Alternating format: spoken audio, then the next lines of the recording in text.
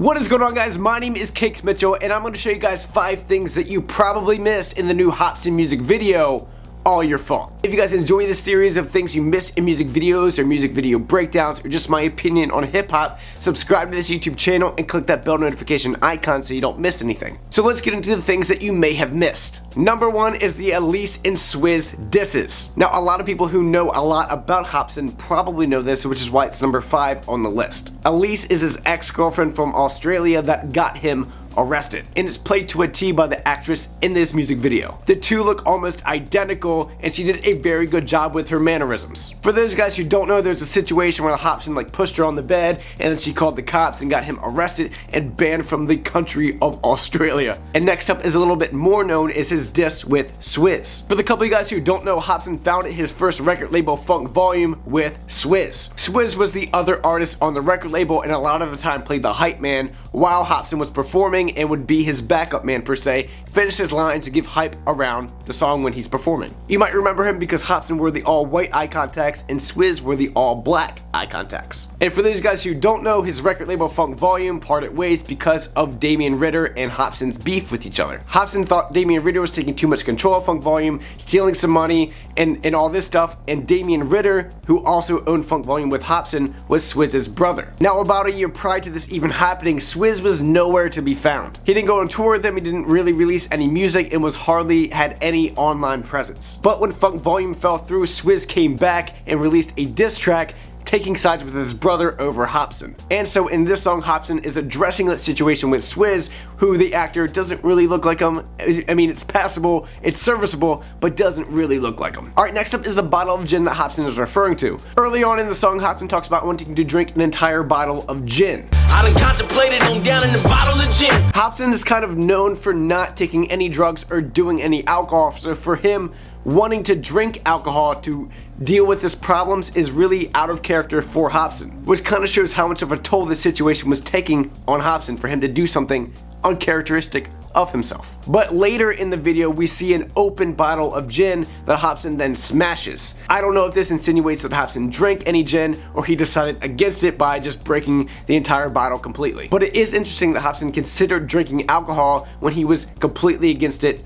almost his entire life and career, and then had an open bottle and smashed it. But my take on it is that he didn't drink alcohol and he decided against it, he just contemplated it for a little bit. Okay, next up is the red and blue lights in the music video. Hopsin's music video director, George Orozco, has done this in the past. He plays with the fact of red and blue lights a lot, and you can see it in a lot of Hopsin's more recent videos. He's never come out and specifically said it, but I'm pretty sure that the red light and the blue light represent two different emotions, red being anger and aggression, and blue being passive and like calmness and all that, and Hopsin is having these two lights behind him and is dealing with these two different emotions, trying to be calm and collected about the situation, but also lashes out and becomes aggressive towards like Elise and Swizz. There's times in the music video where Hopsin's in all red, where he's really angry and aggressive about things, but also times in the music video where he has both blue and red behind him, kind of saying that he's not really sure how he feels about the situation. Okay, next up is that the music video is kind of a surreal dream. We see throughout the music video, Hopsin is in a weird kind of state where there's fog all over the place, there's like a palm tree in the background,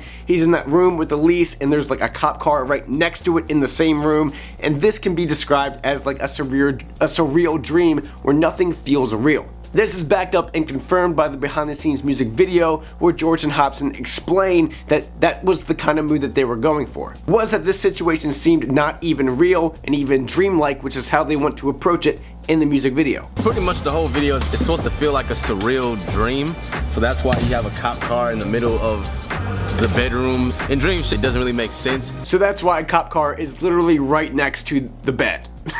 Okay, last up and probably the most interesting is at the very end of the video, the therapist says to Hopsin, I might refer you to someone in our psych ward. I think I'm going to refer you to a specialist in our psych ward.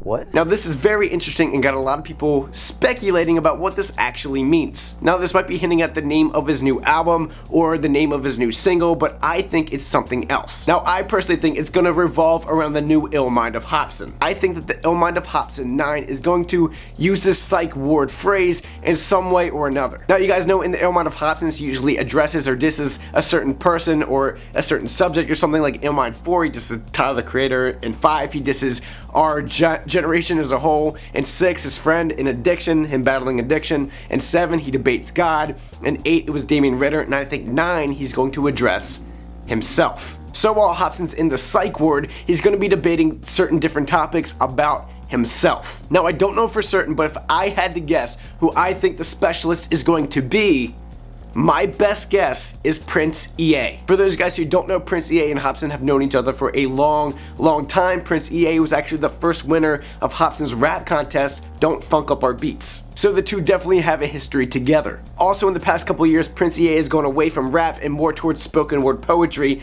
over a soundtrack. You guys have seen him probably, the Anti-Social Network, or You Were Not Depressed, or Against the School System. One of those, you guys have probably seen one of his videos. So I think it would be cool to bring him back to play the specialist in the new Ill Mind of Hopsin. Now, if this is true, I don't think he's gonna rap or anything like that. I think he's just gonna play a character in the music video, but that would be a really cool Easter egg to see him come back and collaborate with Hopsin a little bit. But the therapist does say a specialist from a psych ward at the end of the video, and whether it be my theory or something completely different, it's definitely interesting that she said that, and I look forward to seeing how that plays out in the next couple of videos or his next album. Follow me on Twitter and Snapchat at Cakes Mitchell. I do stuff on there sometimes, and you guys are welcome to follow and tweet at me, and we can talk. We are Snapchatting, and this is gonna be in my new video.